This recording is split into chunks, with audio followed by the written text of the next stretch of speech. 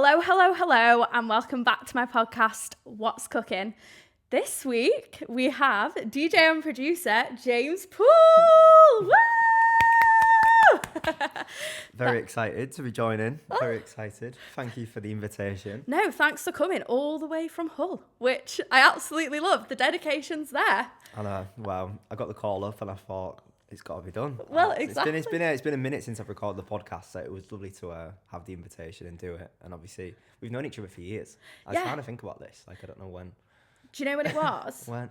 It was Beaverworks, maybe 2022 in Leeds. Yeah. And Was it? yeah, and we were sat on benches, and I was like, obviously, I wasn't well versed in the world of Leeds at the time because I'd just started DJing, and then I was like, oh hi, like lovely to meet you, I'm Beccs, and you're like, oh I'm James, I'm like, what do you do? And then you're like, well actually I'm a DJ and producer. I was like, fuck.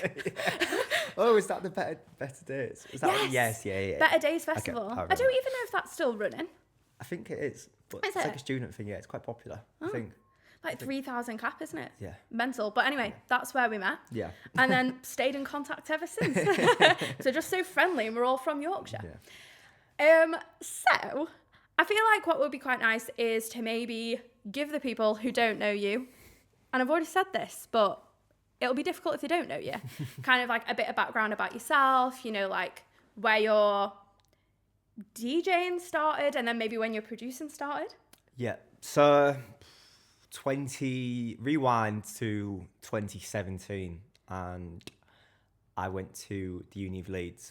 So that was kind of where everything kicked off. Uni of Leeds, got there, started going out a lot. When I say a lot, it was like 3-4 times a week a lot. It was like that, you know, you got your student loan through. It was everyone was into the party scene. It was like, right, I'm just going to go out. And then I think it was like the first semester, I used to go to like Prism, you know, all the kind of like standard clubs. It wasn't like raves or events. Like people would get into it a lot younger now. Yeah. Whereas before then it was like you just went to all of your kind of clubs and one floor would be R&B, the other floor would be like dance and whatever. And I remember going and thinking, it was a time when it was like Salado, Tribesman and Camel Fat Cola and Patrick Topping's early stuff. And I remember that was like a gateway into the rave scene. And then I went back for semester 2, started going out a lot.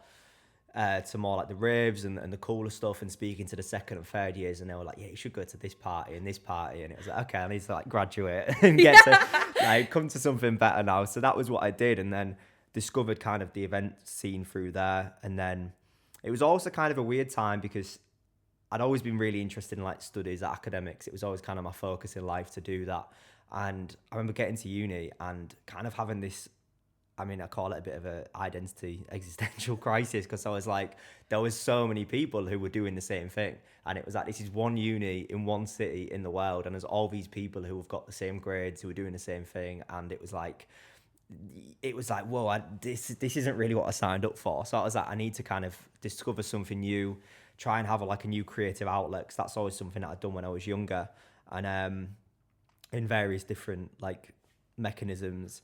And then just discovered music, and it really kind of ticked a lot of the boxes for me. It was like something that was cool, that I enjoyed. It was something that I was into at the time, but it also had a lot of scope to kind of create in terms of the live setting and also to make music as well. So It was kind of straight into it. There's a funny story actually. The first time I ever had Beccs, there was a house party, and I'll shout out one of my mates, Ali Parson.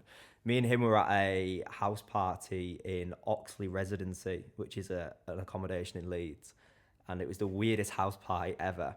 And it was about 4 a.m. at this thing, and the DJ had gone to the toilet and left the decks on, and the song had run out. And I, for some bizarre reason, bearing in mind never DJed at this point, took it upon myself to go and put the next song on. And in that moment, and he's actually got a video of this, which we can never release because it's terrible.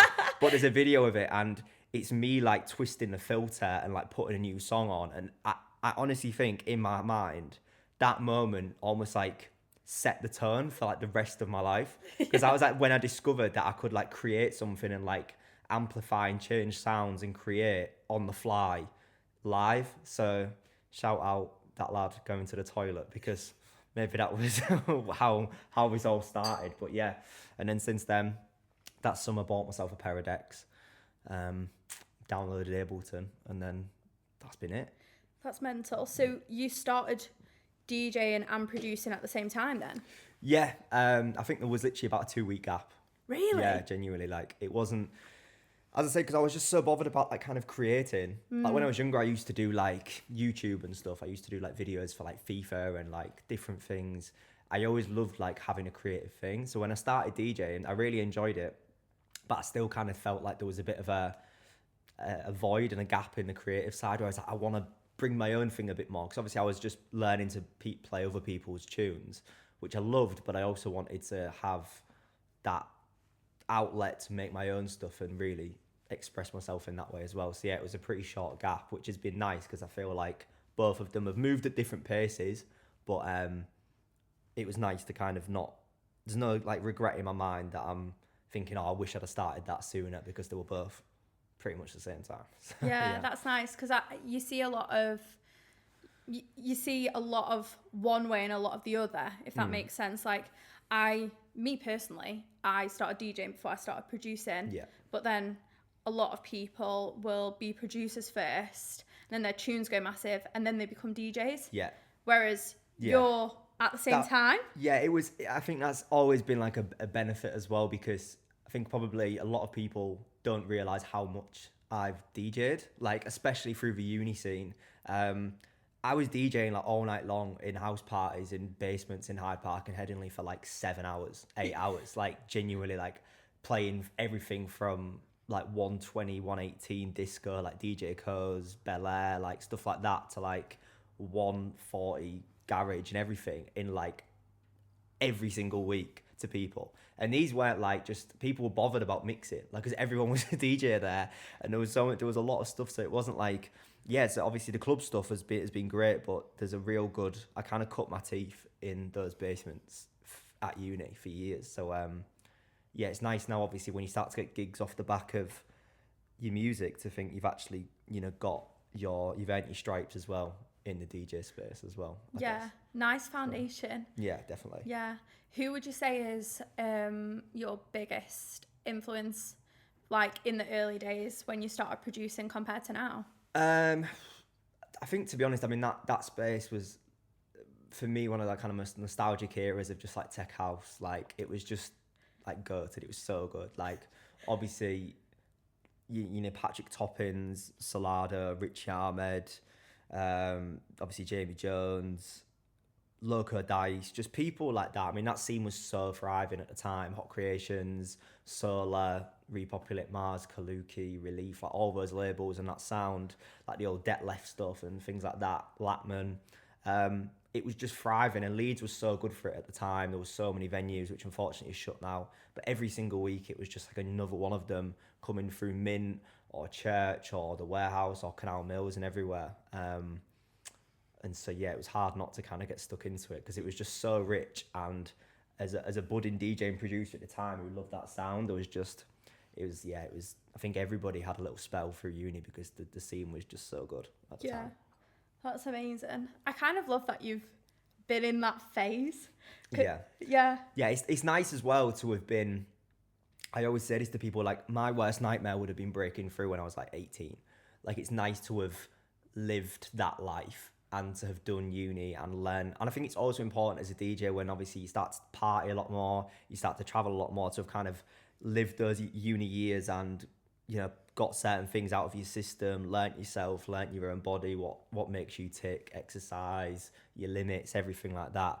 And they were such good years as well. So I would never have wanted to miss them or skip them or anything. Yeah. So, yeah. That's so wholesome. Yeah. Nice little bit there for us. Yeah. So we'll go back to producing. Mm-hmm. Obviously, everyone is going at different rates. Yeah. Everyone is on their own path, shall we say.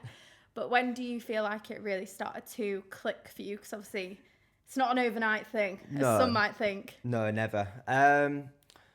So yeah, I started producing like summer of 2018. And for the first couple of years, probably 3 years, everything was pretty bad. I made like a couple of good edits. For the real OGs, they'll be like, they'll remember I did like a Sugar Babes Push the Button remix, which is so funny that's actually, obviously that's wiped from the internet now because my manager. Oh, is it? Yeah, my manager was like, we can't be rocking with that. But that was like, I remember that being just before COVID, and that was one of the first things that ever kind of started to pick up a bit of traction, and people still play it now. And then I have to kind of, people are like, what's the track ID? And I'm like, it's me, but it's not available anywhere. Yeah. But yeah, like I was, making edits, getting a little bit better at that. And then usually, I think midway through 2021, towards the back end, probably about 3.5 years in, was when stuff started to sound right. It started to sound a little bit more cohesive. And as when people like Jamie Jones started to play my music a lot more, seeing bigger artists like Salada were playing my stuff. And I feel like that's a real kind of seal of approval. Jamie was actually the first big DJ to ever play my music, like ever. And I remember waking up to a video of him playing. It was We Are Mexico when they were doing the festivals there in Cancun. And then he played my track Tough Luck, which he ended up signing to Hot Tracks. And that was my first DJ support video ever. And I just remember hopping out of bed, and it was just the most excited I've ever been. But yeah, probably about 3.5 years. And then every year since has just been trying to learn new things, adding like a little bit to the production kind of bow, I guess, and working things out. And it was it's like you're always learning, but that was when everything kind of started to click. And yeah, but obviously some people making such good music so quick nowadays because the education is just so good. Yeah. How did you start learning then? Like, were you using YouTube? Yeah, I mean, it was very like self-taught. I mean, I actually thought about this the other day, like the change in education outlets over the past 5 years. I actually say it's down to COVID. I think COVID, when people were obviously locked indoors, it started inviting producers to earn an income through sharing their work and sharing their projects. Like now, for someone getting into the scene, sharing your Ableton project is like a normal thing. But back then it wasn't. That was like so hard. So you were literally just guessing about how people did stuff. And so it was trying to go through YouTube, trying to go through a few courses. And it wasn't until COVID when that really started happening, where people were like, I remember Woodland Studios did some in lockdown, and me and my friend used to sit through them. And it was the first time I saw that Latman and Ben Sterling did some in the projects and how people actually did things. Yeah. And that was definitely a bit of a game changer. Because back then there wasn't as much of that. Whereas now there's synth, kick and bass, all these things where every week there's artists being like, this is exactly how I made this song. And that's so useful. That's like invaluable content. Yeah, I've seen a lot of like DJs who are established now saying, this is going to sound wild, but like, I wish I'd copied sooner. Yeah. But not like, obviously not like copied, but taking inspiration from, or even just like you said, watching someone. Yeah, I had a bit of I went through a bit of a weird phase of like fixation where I started to go really nerdy with it. Because for the first few years, I was just kind of like guessing and putting stuff together. And then when that happened, when everyone started sharing their projects, I used to go through like all the decibels of the projects and be like, right, this person's got the kick there, the bass there, the hats there, the claps there, and noted down like to a T the decibel of what it was at. And then like the relationship between all the decibels and the sounds, and he's got this and that and all the plugins, and basically just like made a massive list of notes and tried to find and watched a few of the videos and noted down, and then found the similarities, and then just applied all of those mixed down like ranges and plugins to my own work. And that was how I taught myself how to kind of mix down, just by looking at where the pros had all their sounds and the levels they were at, and then teaching myself off the back of that. So basically just reverse engineering what everyone else had done was kind of a massive thing, which was like really tedious and really weird. But this was around COVID lockdown where everyone just had so much time, and I just got super weird with it. But I definitely recommend now for people doing the same to do the same, or to reverse engineer these templates and things like that. And instead of it being such a guessing game, actually like focus on what works and why it works. Like, you've really trained your ears there. Yeah, like, that is mental.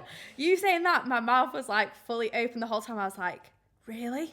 Yeah, it's kind of weird, but that was the only way I could do it, because I've never I've always kind of had imposter syndrome as a DJ, not a DJ, as a producer. DJ, I don't really have it, but with a producer, I always do. I don't know why, but it was always like, I can't trust my ear, because everyone says trust your ear, but it's like I can't trust my ear because I don't know what my ear should trust. And then when you actually see where everything was sitting and understand why there's certain relationships between certain sounds, that's when it kind of made a lot more sense. Yeah. And then as soon as Jamie played the track Tough Luck, I took out all the elements from that track, made a template from that, and I've stuck to that pretty much ever since, as to like where stuff should sit, or just what elements I should have, and just as like a starting point, because I think a lot of people feel the need to reinvent the wheel every single time, and there's a massive value in, once something works, sticking to that, and obviously developing it and evolving it over time, but being able to like, use that as a starting point. Yeah, it probably helps you get your creativity out faster as well. Yeah, definitely. I always start with a template, just because like having like a kick and drums and stuff there that is mixed down kind of quite right. As soon as you've got a vocal idea or a hook idea, you just get it straight in and test if it works, especially for edits and stuff as well, when you can just throw in a lead or a vocal and be like, does this work? Yes. Does it not? Cool, it doesn't work. Yeah. And within like 30 seconds. So instead of thinking, does it work, and building the whole track and then realising it doesn't work. So, yeah. Yeah, that was gonna be my next question, to be honest. Where do you find it easiest to start? Because with me, for people that don't know this, I used to sing before I would DJ. Did you? I didn't know that. Yeah, singer. I actually am qualified to teach singing as well. Really? Yeah, I want to learn how to sing. Oh. So maybe. Well, we'll have to book another session. Yeah. But I used to sing, and so like I love like ad-libs, and I just love like classic vocals, and like really into neo soul and like the old soul. So I always find it easier to pick a vocal and then be like, okay, what key is that in? And then I'll build a track more around the vocal. What's kind of your process? Yeah, I mean, for me, it would always be like, it's just a hook. I think it just has to start with a hook for me. It has to start from like a spark of something where I'm like, there's enough oomph and there's enough meat to start this around. And this is a real kind of, it's got like a real distinctive identity, which is going to kind of give it the track. A lot of my music is, so I always struggle to write, like, I never really do like 4-track EPs, because I don't really write music. Like, I find it quite hard to write that quantity of music that all would fit on an EP. It's almost like I like each track to kind of have quite a distinctive quality to it. And that's usually the way I start. So just finding a vocal, finding like a riff, finding a wicked bass line or something, and then building everything around there. I very rarely just start completely dry. Like, I see people who just start with a blank Ableton and just build, and I'm like, whoa, that's crazy. Like, I just couldn't do that. There has to be something. And a lot of my sessions are just sometimes just finding hooks, and sometimes I just lay in bed and just look for hooks, and maybe not even start anything, but just like vocals, samples, riffs, beats, synths, put them all into a folder, and then that's kind of my spark folder, where I can build off the back of them. And usually 9 times out of 10, the best songs that I write always come from, you kind of start one idea, you finish it, it's not very good, and then you start another idea and it's really good, and then you're like, oh, that sample from that not very good idea is the perfect sample for this good idea. And then it's like, oh, wicked. So you've got like a D sharp minor vocal that you didn't use, and then you're like, oh my god, that was that. So then it's just piecing together, and it's almost like cracking a code and bringing loads of different things in from different tracks, and then it's like, oh, that works.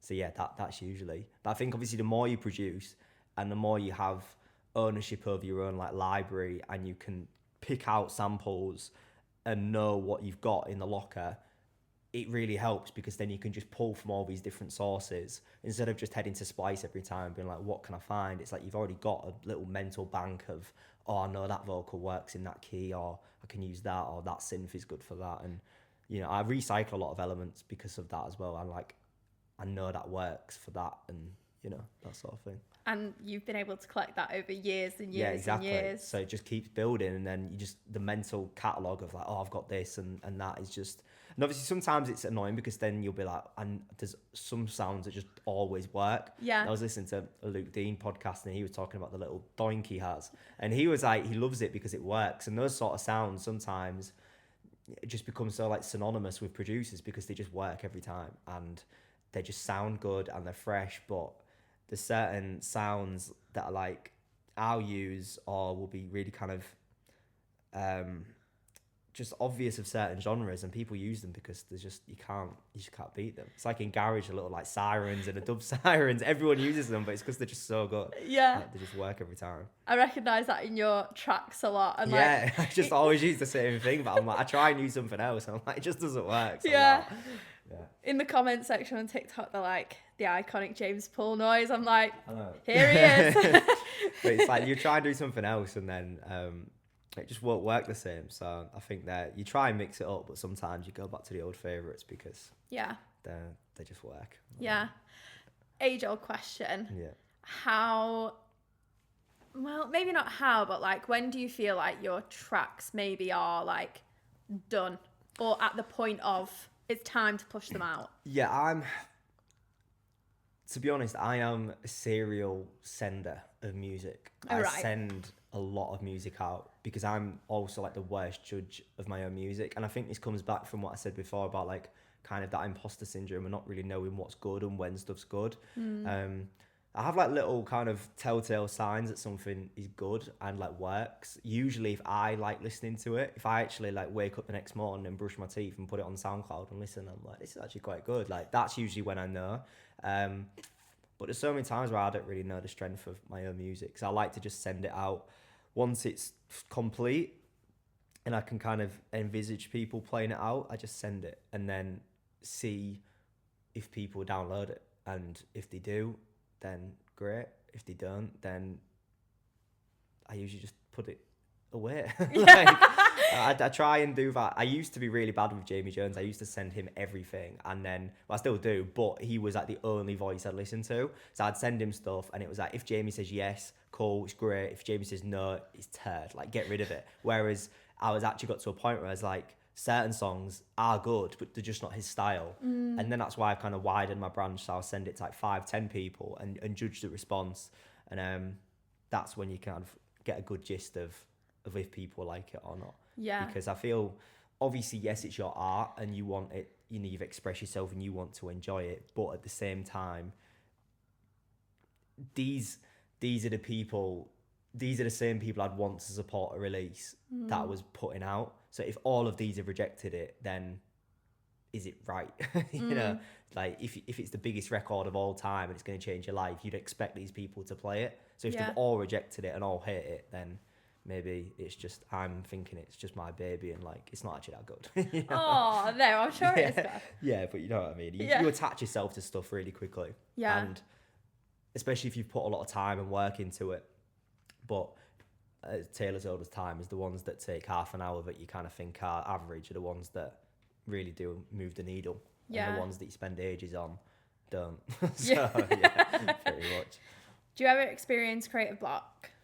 Yeah, but I usually find it to be a reflection of myself rather than a block. Like, I just find it a bit of a, like, oh, I'm not really in the headspace to write much music at the minute. Right. And it's more like I need to kind of cut certain things out. Like, I find it quite hard to write music when I'm like playing shows every weekend, and it's like you get back on a Monday, you're kind of a bit like, and then by Thursday you're already checking promos, you're excited about what you're going to play, and you're just not really in your headspace. And I think, yeah, creative stuff, I always write myself out of it if I ever have a block, but I feel like I need that time to kind of just focus on the studio, which is why January is a really important month for me. I never go away, I never do anything, I just lock myself in and just have that month to really, and I always write good music then. The start of the year is always probably when I write my best music because I don't really have as many shows, there's not as many things going on, your mates start saying let's go to the pub as much, there's no beer gardens, there's no footy, like World Cups and stuff, so it's just like, you're just locked in and you just enjoy it, and that's, but yeah, obviously creative blocks are a thing, but I think I've kind of learned how to get myself out of them in terms of just going through samples and looking for certain things and listening to music. But yeah, I definitely feel those periods are more a reflection of myself and being in the right environment to write music, as opposed to, oh my God, I've got a block. Because I feel as well that can be a bit of a, not an excuse, but you can kind of get in your own head, be like, oh my God, I've got writer's block. And it's like, you might do, but you can write your way out of it, you know. And we all convince ourselves that you're never going to write a good song again. And then a few weeks later, you do write a song that's good and you're like, oh, I've still got it. So yeah, I think, like, bit I've not giddy. I've not lost it. Yeah. I think something that you have spoken about a lot on socials, which I'd love you to chat about on here, is about clearing samples. Yeah. I feel like there's a lack of knowledge, Yeah. I think, from not just like audiences, but also like DJs about clearing samples. So I'd just like to know what that process has been like for you, like where it starts, where it finishes. Yeah. So, you can give an example of like one you've done. It's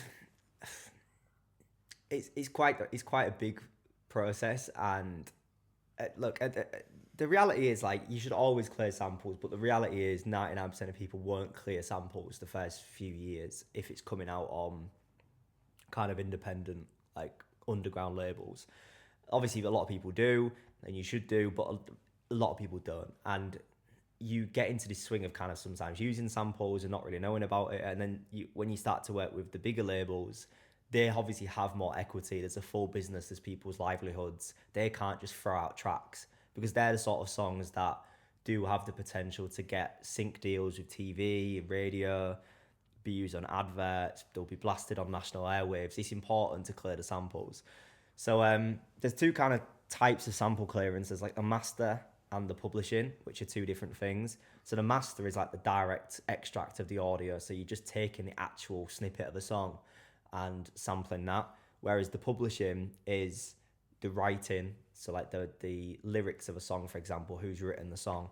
So with Temptation, which was obviously a record I released last year, with Disorder, with Guy Burns and Smokey Bubbling Bee, was a massive clearance. Not because the song was big, but just because there was a lot of people involved. There's a lot of writers, and you need all of them to say yes to be able to get a sample cleared. It can't just be one person be like, yeah, it's sound, get it out.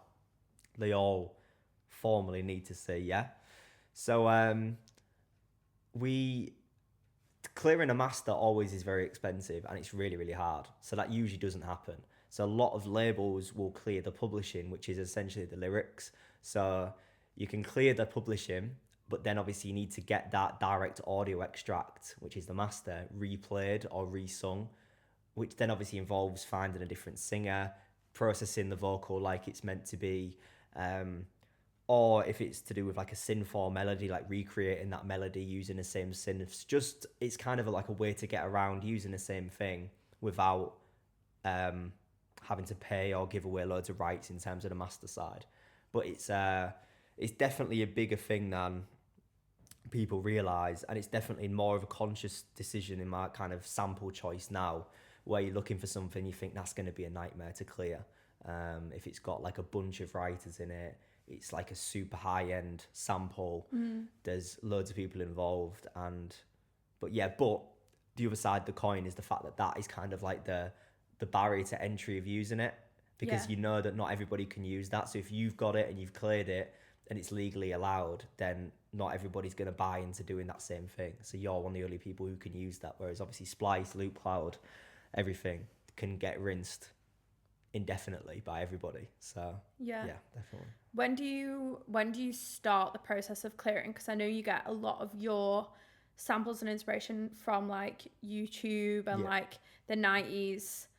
When is the right time to start? Almost like immediately, or I think like now, I think because we've done a few, like there's kind of before even the label's involved, obviously I'll chat with my manager about it, and he's got a few contacts in terms of people who work at companies, and just look where the rights are held, and usually gives us like a fairly good indication of how easy it's going to be, any existing kind of connections or contacts we've got there, who's used the sample maybe before.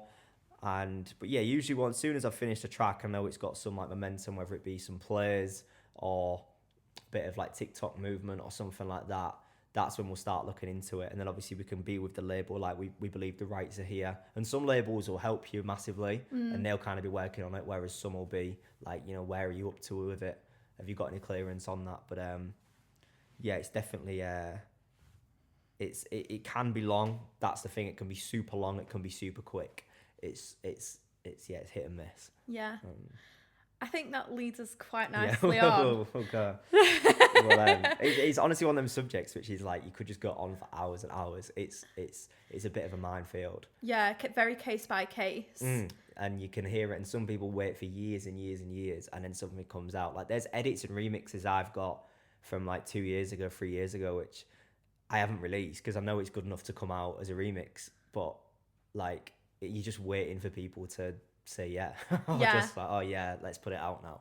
Wasn't there a KTB one? Yeah, the KTB one was close. Like their team had sent us the acapella and stuff. So the edit on SoundCloud is actually using the actual like original recording, which was wicked.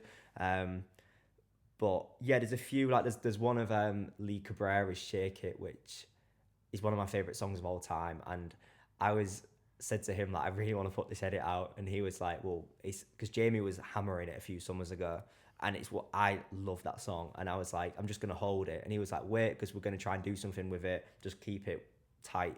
And I was just, it's just sat there. Like, hopefully. Waiting for the call. Hopefully this summer will be when it can come out. But yeah. I love that. I love that song. So with clearances, obviously, I know you've had to have your most recent release with Defected cleared. Yeah. Before we go into that part, I kind of want to know like where the relationship started, etc., etc. Take the wheel. Take the wheel. No, the Defected one's crazy. Like that was a dream for years. Still kind of feels surreal, like seeing the artwork pop up and like going on Beatport and then like you see you on there and you're like, whoa, that's me. It's really, really weird. Especially because the face, you actually have yourself on the artwork is really weird. Like, I've never had that before. But yeah, obviously I've been sending Defected music since like 2021. Some really terrible demos over the years. And then, like, I remember being at Ushuaia when they were doing Defected, like 2024, and chatting with Ria there and just chatting about the label and stuff like that. I remember it was being backstage in the green room and just saying to him, like, do you think it's easier if people use a Defected sample?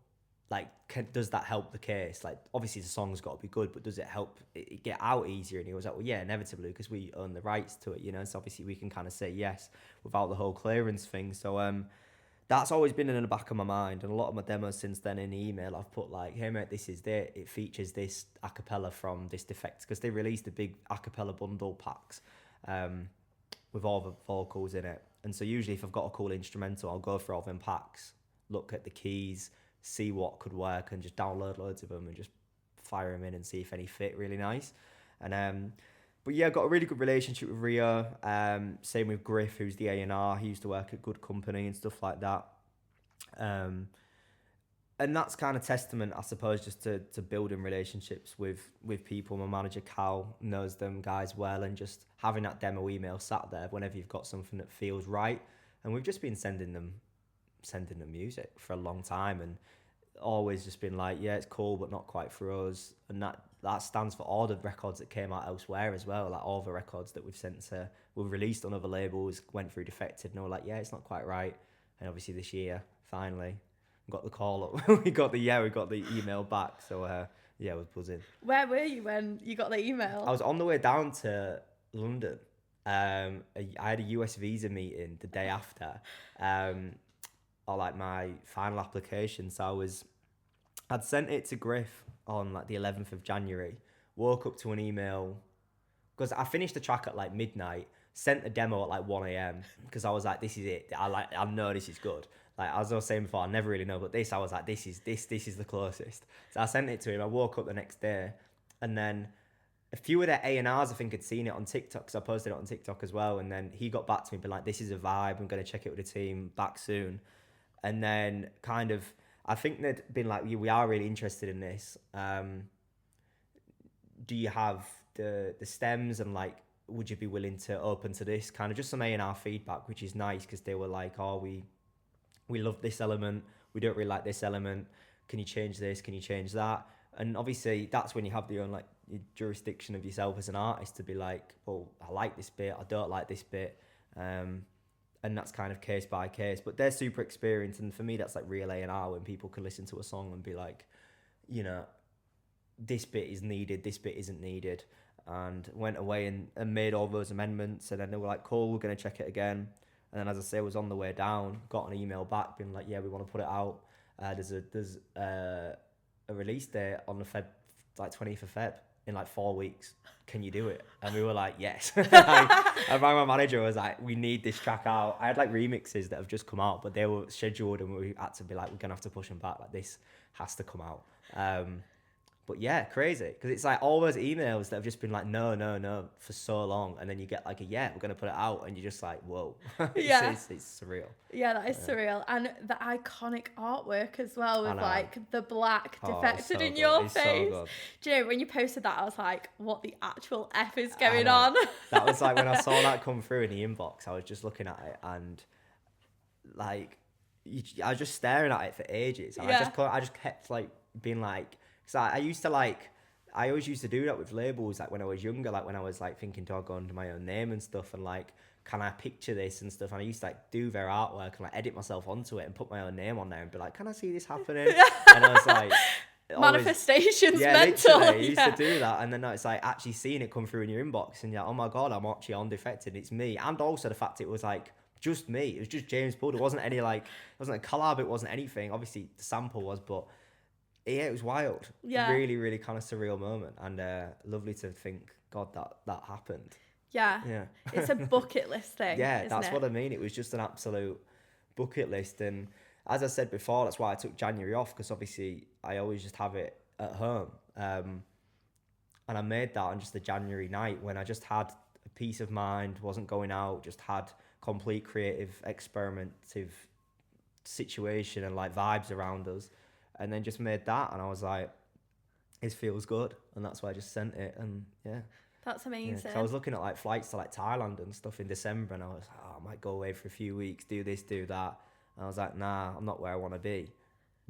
I need to work, and then just obviously locked in, and that came out of it. So yeah, do you feel like the process with them has been different to other processes? For example, like with their marketing and... Yeah, I mean, they're just a brilliant label to work with. I mean, they've been super impressive with me. I've really enjoyed being with them and the, like as you say, the marketing, just the team, and I suppose just the experience, and even just going into the office when you go into the things and see the plaques on the walls of all the records they've worked, like the MK records, you know, your Cola Camel Fats, all the like classic, like old school, you know, Frankie Rosado tunes that they've done, like Route 94 tracks, like so many deep house classics. And you kind of, Andy Daniel there who works, who's one of the best A&Rs in the game, was like, you know, we're really excited to have this record and build something with you like longer term. And just, I think being in that vicinity with people like that, saying those things to you, and Andy's a legend, and it's just like, he's just wicked. Like that's just like the best thing. I mean, he spent so many years trying to get to that point, and you find yourself in that office like that you thought about for so many years, and you're there signing it, and these people talking to you about your song, and it's just like, this is mad. Like, this is actually what I've actually worked for, and now it's like in front of me. And I left the office after that first meeting. I just walked. I didn't know where I was walking. I just walked in London for like 20 minutes because I just needed to like digest and decompress everything that had happened, because I was like, that moment had been played over in my head so many times, and then it actually just happened. Like, in real life. I was like, whoa, that's mad. That is mad. Yeah. I genuinely think I would burst into tears. Yeah. I would just combust. Yeah, there's been a few times where I've like got emotional about that, especially when it first came through. There's been a few years over the years, but yeah, that was definitely one where you get like, woman, how was? Yeah. That's incredible. Yeah, it was a buzz. Have any opportunities from that release kind of come off the back? Maybe there's been someone that said, I've seen you release and like we want to book you, or, well, anything, in any capacity. I think obviously like, you're building out with Defected. Obviously, we've got an Ibiza show this summer with Defected at Chinois, which is wicked. I'm excited for that. But I think it's just such a kind of household name where, you know, you're always going to have that, like, push up. And I always feel like I'm trying to prove myself still as, like, as an artist. And I think when you kind of do these things and do these big releases on certain labels, it's kind of like, for me, the focus is always about being undeniable as an artist. That's always what I'm pursuing, because I feel like this game is really hard and people will ignore you until they can't ignore you. Like, you just have to kind of keep ramming it down the throat, being like, take note of me. And they'll be like, no, like, we're not interested. Like, he's cringy. And I'm like, no, like, take me seriously. And, you know, that's always my focus, to just kind of keep proving people, keep doing this, keep doing that. And it's not like a pick me vibe where it's like, oh, like, people don't take you seriously, because I think every artist experiences it, but everybody has that feeling where they need to kind of keep showing up and keep proving to people and keep showing they're about the music. Because obviously I do do a lot of social media stuff. I do various things, and sometimes people can almost think that social media presence and good music are like mutually exclusive things. It's like, oh, well, he's not a music head because he does this. And it's like, no, I am. I just do that as well. And I think those releases, especially like solo releases on them big labels, which are renowned for quality music, is a dream. But also, it's like it's nice to have that proof behind yourself. For sure. Yeah, definitely. I think obviously Just After Temptation as well was a really nice follow-up kind of single to have. And it was like, okay, like, we've done something of note again. I think that definitely helps. Because obviously when there's one song, you want to follow it up with the next and keep that ball rolling, really. Yeah, I think something that you've said there, which I think is really important, is at the moment, music and social media go hand in hand. And I think that's something that you've obviously seen with Temptation. Yeah. With Temptation, what was it about the track that kind of, do you think, made it go viral? Hydrate, please. Hydrate yourself. It's a big one. It's a big one. So Temptation, it's a funny story. We wrote it in like July 2024. God. Yeah, and it came out November. All three of you? Yeah, July 2024, and it came out November 2025. So it was a good, I mean, God knows how, like 14, 15 months. Yeah. I remember landing in Zadar, Croatia, because I was playing a gig, and Guy had sent over the final version of it, and just listening to it when I landed, and I was like, this is a bomb. Yeah. I was like, this is really, really, really good.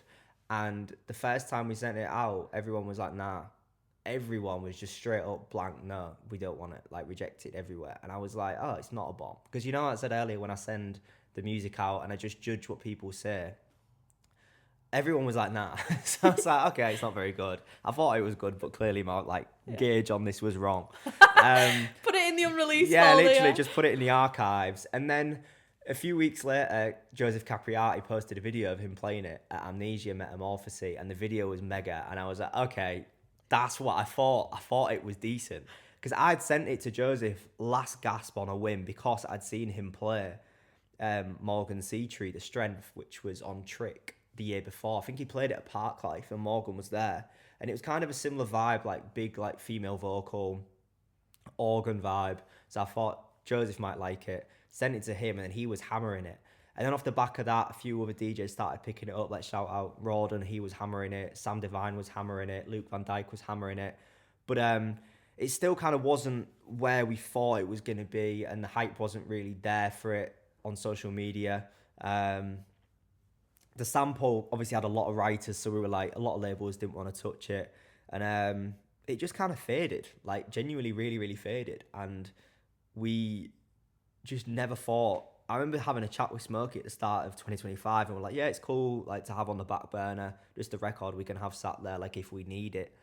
And then the only reason we sent it out again was June 2025, when Joseph Capriati, well, he just started his label for Metamorphosis, so we're like, he's been playing it, we could send it to him, see what he says. And then he played it, closing song at Off Week Barcelona, back-to-back Chris Dussy. And that was the moment that changed the trajectory of everything, because those videos went mad. Obviously, it involved Chris now, which obviously he's like the guy, you know? Not that Capriati isn't, because they're both like legends, but obviously, you know, Chris has kind of got that Midas touch now where he's super selective, as is Joseph. So both of them, and they'll both like jump into it, bounce into it, and everybody was like, what's this tune? And then that was then he asked, well, we sent it to him. He was like, wicked tune, ahead and play it at the close. And then he started playing it everywhere in his solo sets.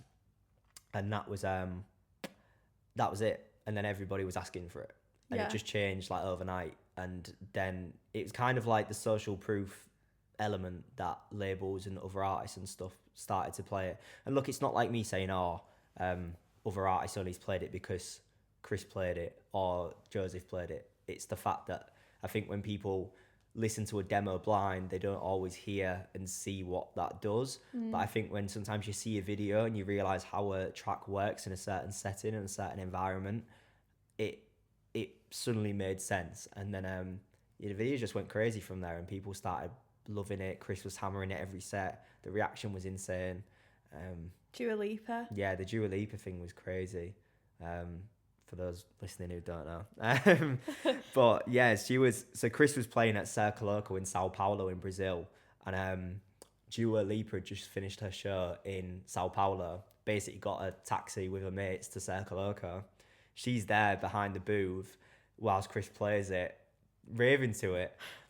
And then I wake up the next morning, I get a video of Chris playing it, and I'm like, oh, cool. Like, nice. So I share it to my story, and then Dua Lipa was there, but I didn't recognise her at first. I was like, I saw her because I was like, who's that? She's quite fit. I was like, I don't know who's that. But I didn't know it was Dua Lipa, and then someone commented, being like, oh, I'm Dua Lipa, and I was like, what? And I thought they were just like saying a lookalike, and then they were like, no, it genuinely is. And then I went on Twitter and saw that's where she was, and then I was like, oh my god, it's Dua Lipa. And then I went out for a steak with my mates, and I checked my phone, and we had another video of her like head on, like dancing to it, and I was like, oh my god, I've got it. So I ran to the toilet, was on CapCut, downloading it, editing it. And it was in Hawksmoor, Manchester, like a really nice place. And I was just CapCutting everything. I like put the clips together where you saw the face first, and then it was like the back of her head, and merged them, and then put like a caption. Said to the lads in a group chat, like, I accept this real collab now. This is it. This is massive. Yeah. Posted it, and just went ballistic. It did like crazy numbers. Like for us, it was like the most viral thing we've ever had. So yeah, it was nuts. And the label were just like, we couldn't have written that into the thing. I mean, you would never be able to pay Dua Lipa to two-step to your song. No. It's just like complete organic marketing. But I think the story off the back of it was just the fact of, you just never know where your music's going to end up. And if your music's out there, you never, ever, ever know. I mean, look at the whole Jim Skin thing at the minute with the Madonna Into the Groove streamer thing and that being back in the charts. Like, music can just catch fire so crazily now. And there's so many different clips and moments that happen.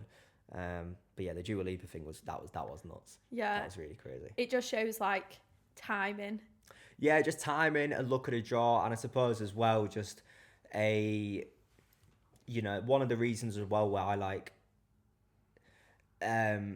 not to blow my own trumpet, because I really don't want to sound like that, but like in the benefit of making content when you haven't got content, because you get used to making it. So when moments like that and you're in the steakhouse toilet editing on CapCut, you've done it a million times over and you know what to put, you know what I mean? And I think that's, like thinking of the caption and thinking of like how to edit it and what's going to work and translate best onto social media, because you've done the reps so many times, like in the social media gym. Like you've almost like, you've done it so many times that you've kind of worked out what typically works. And that when you do have good content, you're posting it in a way that translates the best, so people will react to it the best. Because, sometimes I'll put posts up and I'll be like, I know this doesn't look good, but I just want to test and train and work out how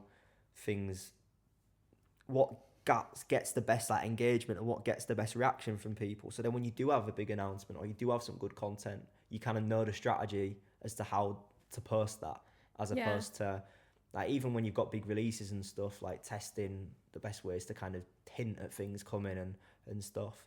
And definitely that Dua Lipa moment for me was like, I've always sometimes get a bit of stick of like, oh, you posted this on TikTok, you're always putting like pub and stuff like that. But in that thing, that was the best thing to put. And I was like, it kind of was like, right, that's what I've been training for. Almost. Yeah. I was like, this is my moment on social media. Yeah. It's like this, but yeah, wicked. Like, what a great story. And it was lovely because Dua Lipa is something where everybody was like, oh, that's cool. Even the people who don't give like anything about house music were like, don't know, I saw that moment, that was sick. So Yeah. it was a lovely crossover. I do feel like I probably should have introduced you as a DJ, producer, professional TikToker, because I do think you've, like you said, you've put the reps in in the TikTok gym. Over the years. When did you kind of start taking TikTok seriously? I think it was probably about 2022. Jesus. Yeah, like that was kind of when I started to play around with it. Just because I kind of felt it was pretty like unprecedented in terms of like the way it reached people. Like for me, it's always felt like a little bit of a too good to be true app in terms of like, how can I just post something and it reach people that don't know me? Yeah. That's always been like the thing, because obviously for years on Instagram it was like, oh, I'm gonna like pay and boost all my ads to like reach new people, and because just my followers are seeing everything, and then all of a sudden there's this app where it's not going to your followers, it's going to everybody else. I was like, hang on a second, like what's the catch almost? Like, so as soon as I found out about it and kind of got over the stigma of it being like a kids dancing app, which obviously is pretty tired now, no one really thinks that anymore, but I started utilizing it and just using it just to promo stuff, test stuff out, and I quite quickly realised like people really discover you from that. And nowadays when people ever see me in a club or speak to me or see me out and about, it's like, oh, I saw you from TikTok, I saw this on TikTok. And it's like, I never get that about Instagram. It's kind of crazy that so many new people and faces discover you through there. But yeah, 2022 I think was when I started doing it. And I know we spoke about this off the pod, but I think it'd be good to share like the change you've kind of seen recently with TikTok. Yeah, I think it's definitely a lot more, it's less like random now. I think the blow up culture is a little bit, it used to be like pretty overpowered back in the day. It was like you could kind of just post, that was probably even before I was on it, maybe like 20 times. It was like just crazy, like that's where a lot of people went viral. I think recently it's obviously got a little bit more kind of niche down, where the algorithm now does kind of push to quite a lot of your followers first on there and then pushes it out a little bit further. So I think you do have to kind of be a little bit more curated and tentative, because it has to be something that your audience aligns with. But it's just an unbelievable platform, I suppose, in terms of being able to reach people still. And if you do have something that is good, the fact that will get pushed out to, I mean, there's no ceiling. It can just keep going and going and going. Like obviously reverting back to the Dua Lipa stuff, that went crazy on TikTok because obviously the people who and the audience love it, and then it reaches Dua Lipa talk and they all start being like, oh my god, like love her so much, and then that's like indirectly just pushing your music. Because obviously inevitably some of them would be like ID, and that's actually the biggest way is kind of having it not be salesy, but have it in the background, have it to be something else, and then people discover the song, and there might only be like a 1% conversion rate, but if you get like a massive amount of views and then like some people see the ID, then yeah, that's just an extra listener that you wouldn't have had if you didn't post on there, I suppose. So what sort of advice would you give to a young person or any person not starting in music, but maybe wanting to start on TikTok? What would be like, this is your Bible? I would say like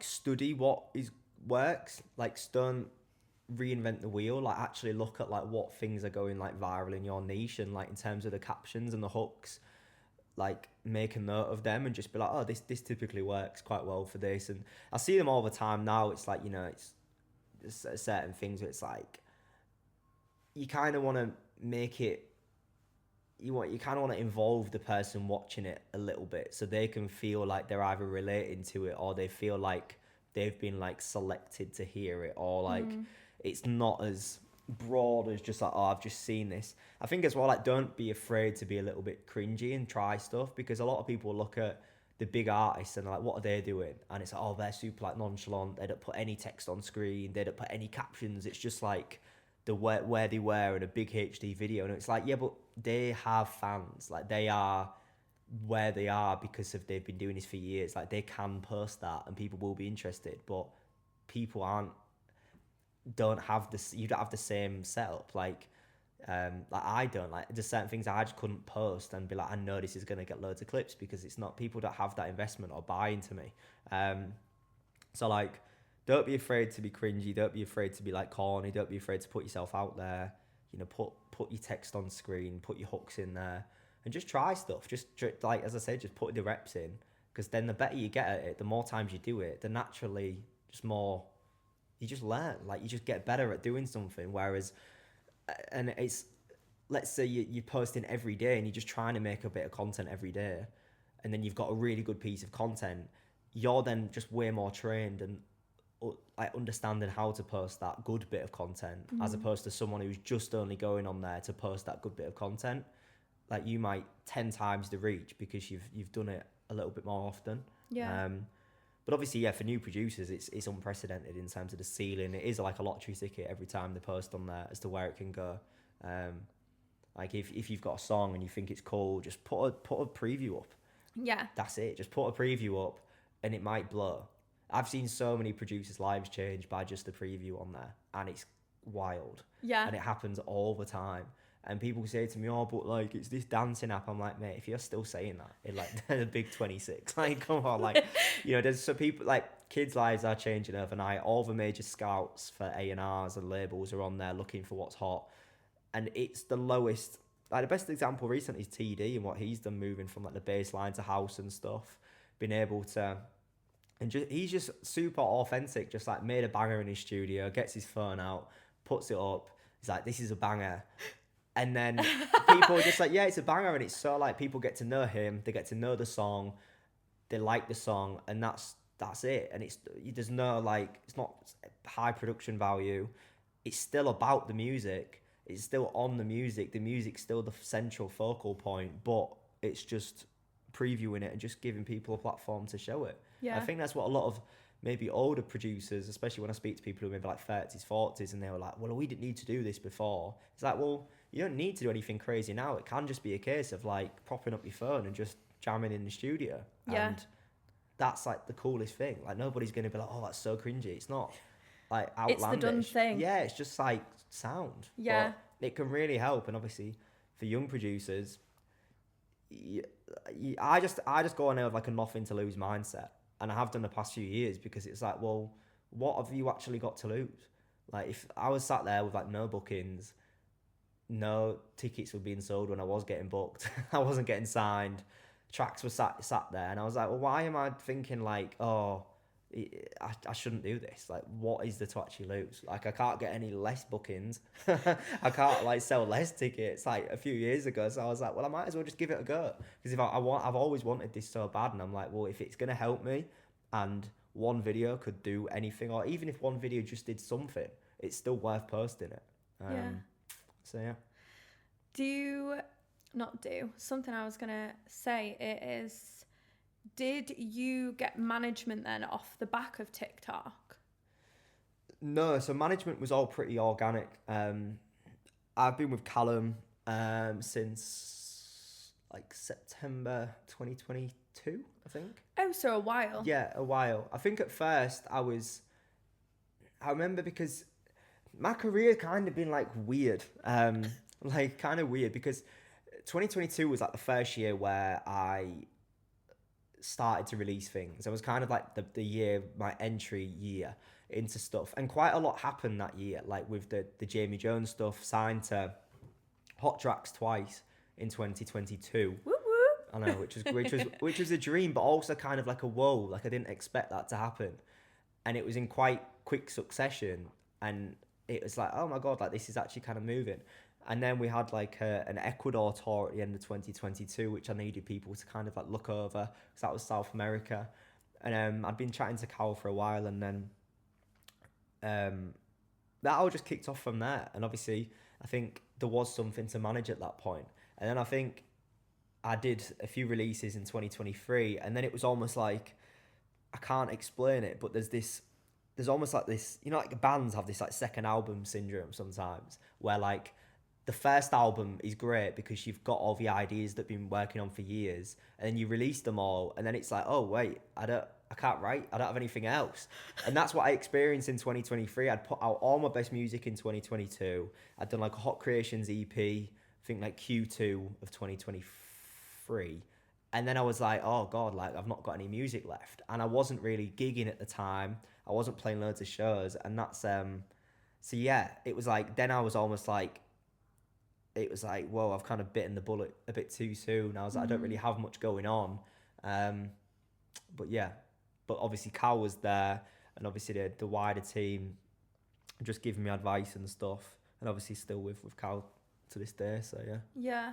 What is like the relationship like? I've never had a manager. I'm sure there's a lot of independent artists who'll listen who maybe don't understand what a manager does, but it'd be nice to understand like what your manager kind of does for you. Yeah, I think, I mean, a massive part of it is just having somebody who is interested in your life, like who is like a day-to-day person who you can just talk to, because the industry is like so hard. Like it's really, really, really hard. And I don't think people actually realize how difficult it is, and just how much self-doubt and like how many ups and downs there are, and false promises, and managing. It's just almost like someone managing like you as an individual, making sure you don't like lose your head. And obviously like there's the logistics side of various shows and labels and sending this email and sending that email, and obviously it's important scaling and having that experience there. But I think on the most part it's about having like someone who is looking for you, out for you, and has the best interests at heart. And you can just speak to about stuff and just express certain things. And I'm lucky as well because, you know, kind of other people Callum works alongside, especially David Bourne, who's worked with Alicia, Robbie, Julian, and a lot of the drum and bass acts like Boo and stuff like that, has so much experience in the contractual side, like legal side, lawyer side, record deal side of things, that kind of makes it useful to have just that expertise where you really need it. And I think that's kind of what a management needs. That's definitely what I would say is a really important thing, just those things that go over your head. Like I don't need Cal to do everything for me. I don't have him obviously like do my social media or anything like that, but it's those things which I am like, I wouldn't feel comfortable doing as the artist, or wouldn't have a clue where to start as the artist, which are really, really important. Yeah. And just having that kind of protection around yourself. Because like I was just a bit too nice before, you know, when it was at the start of 2022, and I was like, just, you know, you're just too nice. Because it's very difficult to have certain conversations as the artist, whereas a management can be a little bit more, not like bulldogish, but they can just be like a little bit more firm.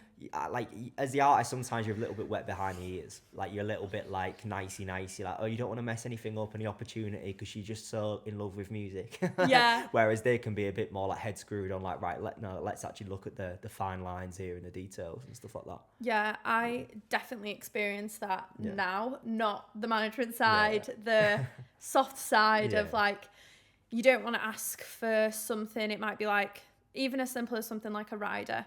You feel awkward asking for a rider, or like you might have sent them over 2+1s that are arriving with you, but actually there's 2 more that want to come, but you don't know what your capacity is because you haven't asked. Yeah. And just like even little things like that. And because you are like, shit, this opportunity is really great, but I don't want to fuck up the relationship. Yeah, exactly. Whereas when you do have a manager, like you said, there is that protection, and they can almost be the voice that you want to be, but can't always be. Yeah, and also they can just be that sort of person where like they'll be like, well, yeah, that is pushing it a bit too far. Yeah. Or they can be like, you know, you aren't at that point yet where you can dictate that, or like, you know, you can't say, you know, I mean, I always say to Cal, like, you know, he is a really, really good manager because he's an ultimate realist, and he will never blow smoke up my back end unless it's valid. Do you know what I mean? I think that's really important. Like, I've never really wanted a manager who's like as giddy as me all the time. It's like you want somebody who's like, when they're proud of you and you've done something good, they're exceptionally proud of you and they're really buzzing about it. But at the same time, it's like there's not any false hype or like buzz. It's like, let's just stay leveled, and when something's great, we're going to celebrate it and we'll go out and it's wicked. But at the same time, it's very measured and everything kind of has to be thought through, and I think that's important. Yeah, definitely. Yeah, sounds like he keeps you grounded. Yeah, and I think it's important as well when I think one thing I really realized was that a lot of my first big things that I thought were gonna like change my life, and they didn't, and they weren't gonna. And he always said to me like, it's gonna be this amount of time probably, and I was like, no, it's not. It's gonna be like 2 months. I'm gonna be like touring. And he was like, well, you're probably not. And it was like. And he was always right. And I always used to kick off because I was like, I can't wait another 18 months. And he was like, well, it probably is going to be. And in hindsight, he was perfectly spot on. Because you're always wanting to jump the gun and be like, this has happened. And now I've got, I've just signed to this label. So like, I'm going to be massive, or this is going to happen now. And it's just like, it isn't that simple. And there's a lot of, it's that middle stage, which I say is the hardest for artists, where you've not done nothing. So people do know about you. But it's that gap between like you've started to do some things, but then it's that leveling up section is what takes people the longest, and it's actually the hardest part. And it's also the stage where you see most people drop out. Those DJs and artists who you talk about them like old football players. Like, oh, do you remember him? Do you remember her? Do you remember them?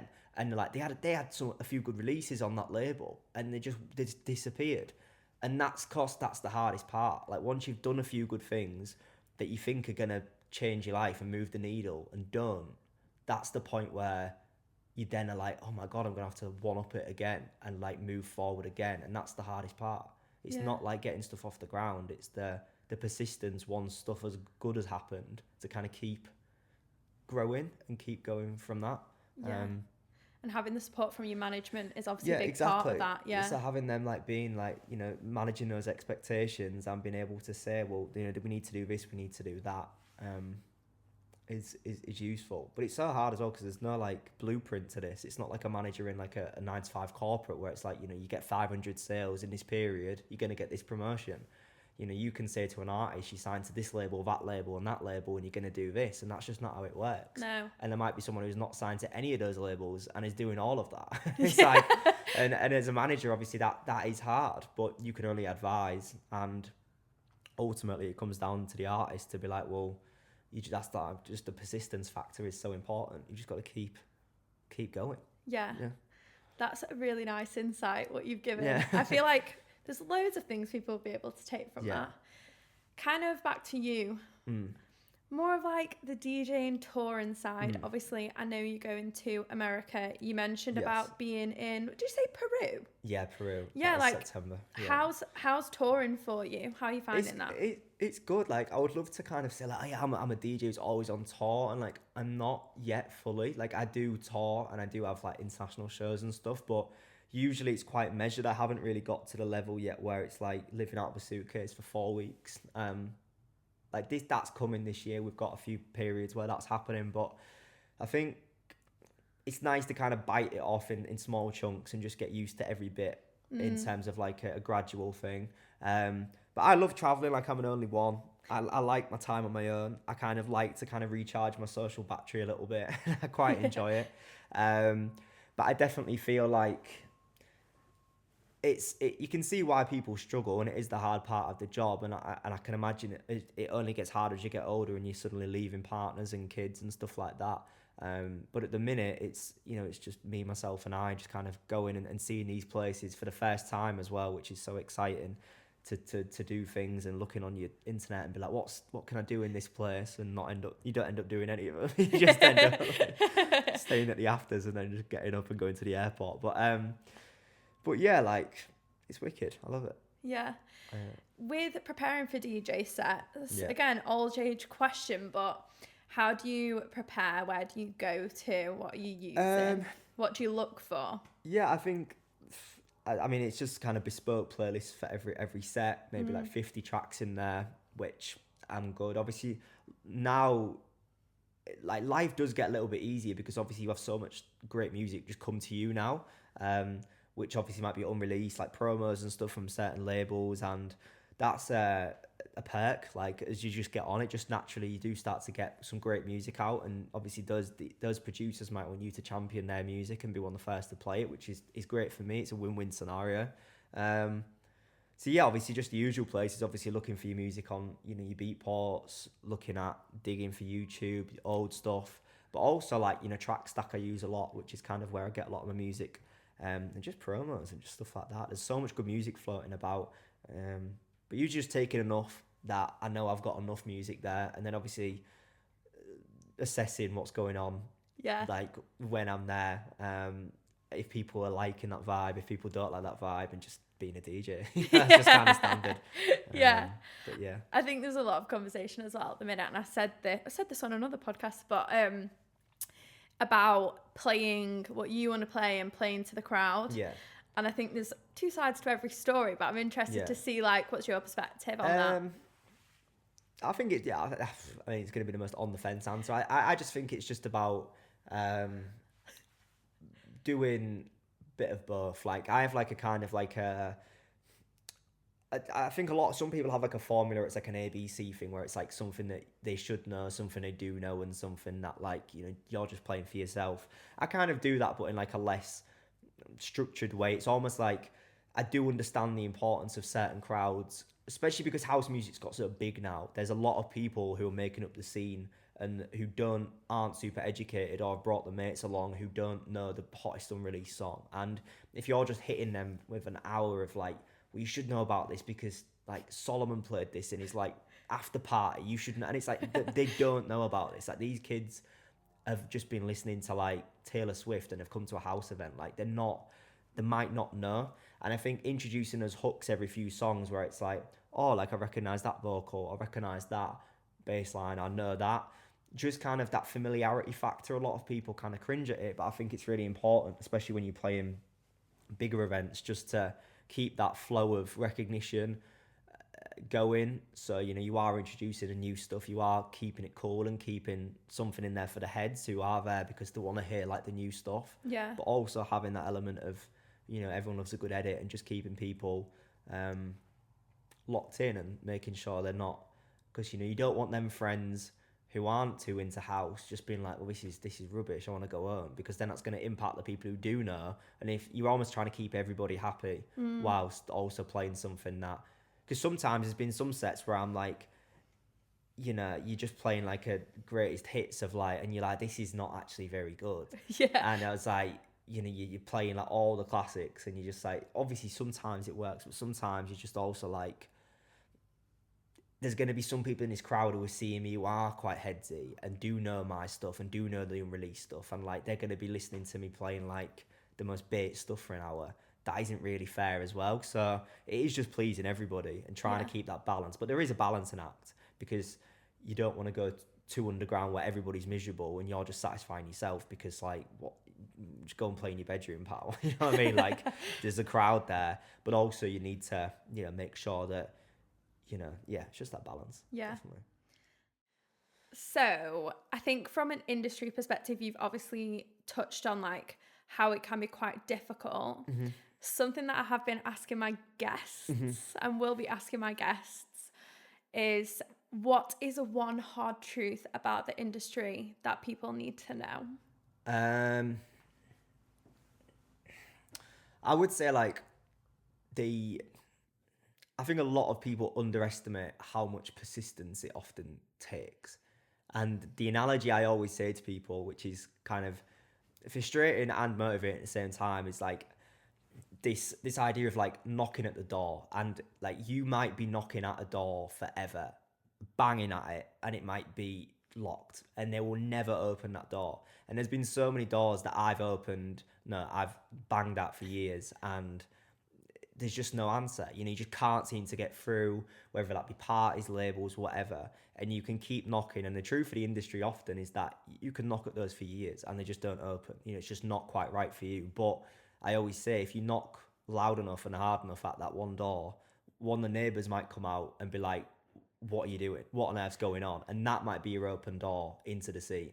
And it might not be where you expected it to be. It might not be the door that you thought you were going to go through, but that's a door in, and that's where you go. You know, you've got to get in. And, you know, once you're in and you're in the building, you're through the door, that's when you can maybe like, oh, well, actually, I want to kind of do this and pivot and do this, but make your noise, because, you know, you have to make the noise. And then eventually someone's going to open the door, and that's when you go. Because if you ignore that open door and keep knocking at the door that you want to knock at, then that door might never open, and someone else might go and get the way through the door of that other one, and you're like, okay, I'm still stuck. So don't underestimate the power of persistence, and don't be afraid to explore all the avenues that open themselves, because people will ignore you, people will say no, and you can do certain things in certain areas and you can't seem to break it. And so yeah, I think it's just so important that people, really keep knocking hard and loud, and then see what doors are open. And on top of that, go where you're appreciated is a really important thing.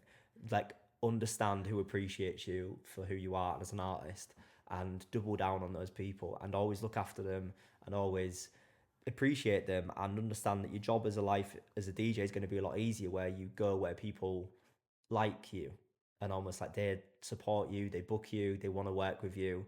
We have this thing as like humans to always like gravitate to what the people who don't want us, and it's kind of making like life hard for yourself. Like, go where you're appreciated, and really, treasure those relationships. So, Yeah, that's a really, really nice piece of advice. yeah. That's getting clipped. That's Yeah. really nice. So, next question is, if you could give advice to yourself when you first started, what would be that advice? Probably like just to enjoy all the little wins, and just like enjoy just enjoy everything, like, because I mean, it's kind of cliche, but journey over destination is so important, and just enjoying all the little things. Like, I've had as much fun playing to like 6 of my mates in a basement on one of my first ever sets as I have done playing to like 3,000 people, like the same, everything is proportional. And just because something is bigger and better and looks more exotic, and someone has a bigger stage or rider, doesn't mean that they're having more fun. Like, and it doesn't mean that it's releasing more happy things in their brain. Like, it's all very much like, you'd stop idolizing and fixating on other things and being like, I'm going to be happier when I get this or I get that. In reality, it just doesn't work like that. And just really appreciate all the little wins and celebrate them. And yeah, just stop. You can like waste your life away and wish your life away being like, I'm going to be excited when I get this, and I'm going to be real happy or like buzzing when I get this. And you're ignoring the cool little things you're doing along the way, and the little like micro wins that like are actually really, really good, and you're probably as happy about. Like, my first sets and my first like big DJ signings are still the happiest I've been. Like, the first time Jamie Jones emailed me was like the only time in this industry I've like broken down. Like, that was like the only time I was like, because that was like the first time this whimsical delusional pipe dream that I had out of uni seemed feasible and like viable, and was like, oh my god, this actually could happen. And like, yeah, those moments and those little wins along the way are like so important. So stop fixating on everybody else, and stop being like, oh my god, they're living their dream life, I'm not going to be happy until I'm like touring like that, because most of them people, that's all proportional to them. They've built up to that, Yeah, and so relative. it's relative. Yeah. What's next for you? This year's actually like, hopefully a big one. I always wanted to say that on a podcast and actually sit there with like, I hope it's a big one. You're there just like, Yeah, I'm hoping it's a bit like, it's not looking like crazy. Like, it's not like, oh my god, I've got like 4 shows a week busy, but it's more the fact there's a lot of firsts, there's a lot of like debuts, there's a lot of like things where we're kind of stepping it up. And I think after Temptation, the back end of last year, I really kind of said to my management, like, let's start getting this in place, such as like my US visa and stuff like that, because I was like, we have to move now. Yeah, you can't stay static for too long and stagnant. And when you have certain tracks and certain moments, it's like, right, we've got to use this to propel. Because if you don't, you're basically saying to yourself, we've got to do something bigger than this to go. And that was a big record for us. So we were like, we've got to move off the back of this. So the US obviously is a really, really big thing for me. Got my debut in LA in a few weeks, which will be amazing. Really excited for that. Then we've got like a kind of mini tour at the end of April, start of May. They're looking at doing Australia towards like Q3. Obviously South America again, UK shows, Creamfields doing this year, obviously, which is a dream. Like, just so buzzing with that. Just more shows and more music as well. Like, we've got a really exciting track called Panic Button landing middle of April, then Story of My Life coming in May, which the sample's finally been cleared for that, and a lot of remixes and various tracks coming the end of the year. So yeah, I just feel finally like I'm actually like a bit more secure in where I'm at. Like, I'm like, oh my God, like I can actually, I've got enough music to probably see me out for the year almost now. The gigs are kind of coming in gradually. I feel a little bit more like, okay, like I can, yeah, I just feel a bit more locked in. Like, I'm a bit more stable this year. Whereas before, it's always like frantically hoping anything comes in. Because the past few years, at the start of the year, has always been super, super quiet. I've always been like stressing. Like, this time last year, I was like probably the lowest I've ever been. Like, loads of people, like people I was working with at the time, dipped out of the project. Like, everything was down. Couldn't write the music. Couldn't numbers were down. Streams were down. Everything was down. My family were like, "Is this kind of actually working? You know, you're getting on a bit now. Like, is this kind of coming together?" Obviously, the most supportive people ever, but you know, just asking important questions. And I was like, this is quite rough. So to be 12 months ahead, looking at something that's really positive, is like a real nice start to the year. So, Yeah, persistence. yeah, but never underestimate it. Exactly. It's important. It's the quick fire round. So I'm going to give you 6, I was about to say 5 then, 6 questions. Answer them as quickly and as authentically as you can. Yeah. And then that'll be us and I'll wrap us up. Right, perfect. Okay, fab. Right, are you ready? Yeah, I'm locked. Favourite club? Coco. City with the best crowd? Manchester. One track that never leaves your USB?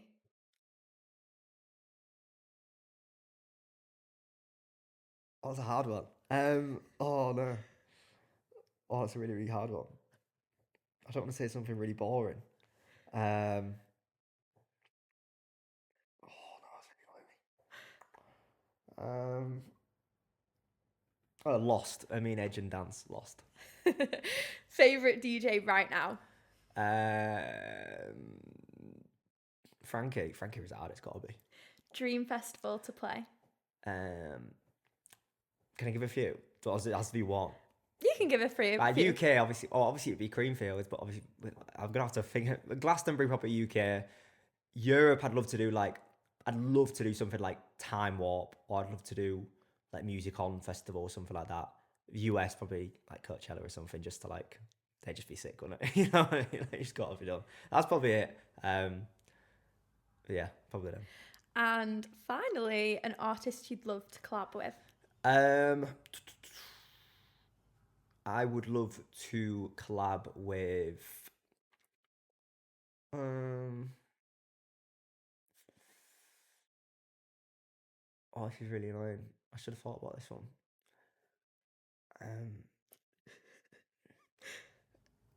Probably like something like classic, like a Green Velvet or something. That would be sick. Like a Green Velvet vocal, like a iconic one. That would be wicked. Yeah. Yeah. We'll go with that. That's a good one. Yeah. Well, that's been us. I'm going to wrap us up now. Thank you for sitting with us whilst we chat away all things dance music. This has been What's Cooking with Beccs, Vernon and James Poole. Thanks, guys. See you later.